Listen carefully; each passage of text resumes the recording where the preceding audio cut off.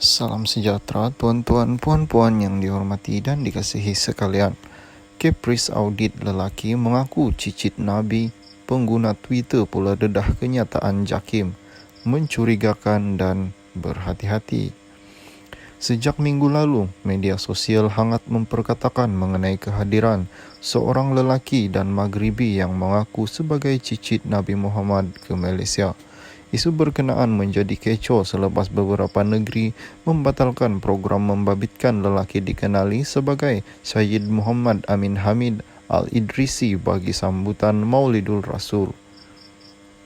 Antara negeri yang membatalkan jemputan ke majlis tersebut ialah Kedah, Terengganu, Melaka dan Kelantan.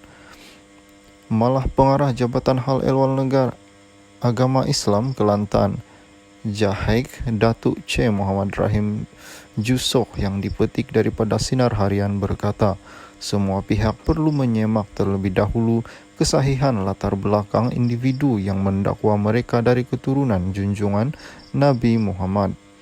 Persoalannya, siapa sebenarnya Syed Muhammad Amin yang mengaku dia sebagai cicit Nabi Muhammad?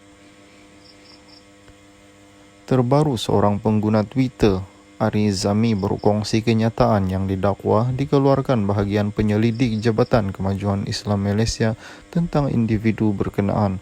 Daripada kenyataan berkenaan, pihak JAKIM dikatakan mendapati wujud keraguan terhadap latar belakang individu tersebut.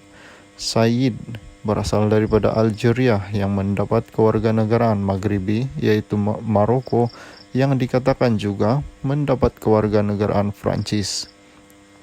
Dikatakan kini menetap di Fes, Maghribi, Maroko, mendakwa sebagai keturunan Ahli Bait, iaitu keturunan Sayyidina Al-Hasan. Berdasarkan penilaian awal, beberapa isu dan kontroversi berkaitan penama tersebut menjadi persoalan dan mencurigakan dan perlu berhati-hati dan diambil perhatian. Demikian yang ditulis pada kenyataan tersebut. Kenyataan itu juga menyebut maklumat mendapati penama warga Maghribi tersebut dikatakan dan berkaitan dengan beberapa isu dan kontroversi di Maghribi. Namun di maklumat awal tersebut tidak dapat disahihkan berikutan sumber yang amat terhad kerana dia bukan warga negara Malaysia dan tidak bergerak di negara ini. Isu yang dikatakan berkaitan dengan individu tersebut ialah mendakwa keturunan Ahli Bait yang nasab berubah-ubah gelaran iaitu Al-Idrisi, Al-Qawazani dan Al-Alami. Kedua, penipuan berkaitan duit di Maghribi. Ketiga, penipuan lain terhadap Zawiyah Sidi Kasim bin Rahman, Fes, Maghribi. Keempat, permasalahan dengan pihak Maulau Zubekatani.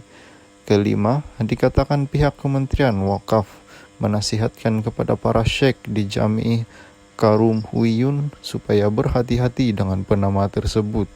Dan yang keenam, para pelajar Asia Tenggara di Fes turut dinasihatkan supaya pun menjauhi penama tersebut.